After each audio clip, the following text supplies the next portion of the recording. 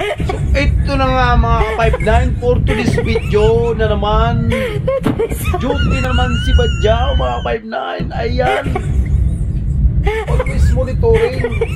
Time to time. Area responsibility siyempre mga ka-59. Ayan na nga. Continuous monitoring lang sa 2-0. Ayan. Dami pa rin yan. Suot niya yung shit na nakahiwa mga kaibigan. Siyempre, para hindi masakit sa mata.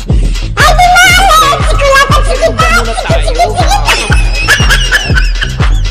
Siyempre na tayo. Mga yan, mga yan. Siyempre muna tayo. Ay, palating nga si Isay. Isay, kain muna tayo, Isay.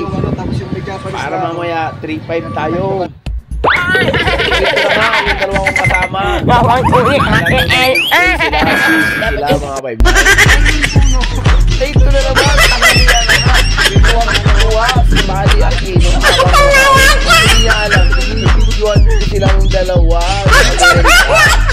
Ayan si America, matakaw talaga yan, mga vibe.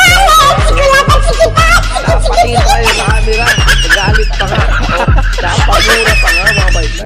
1500 hours na mga vibe ng hapon. Ay ito, tingnan mo ang sitwasyon namin dito. Tingnan mo yung dalawa.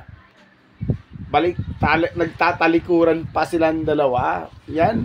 3-5 na 3-5 sa 2-0 yan mga yan. Siyempre, lalapitan natin yan. Hindi nila alam na camera tayo mga 5-9. Ayan.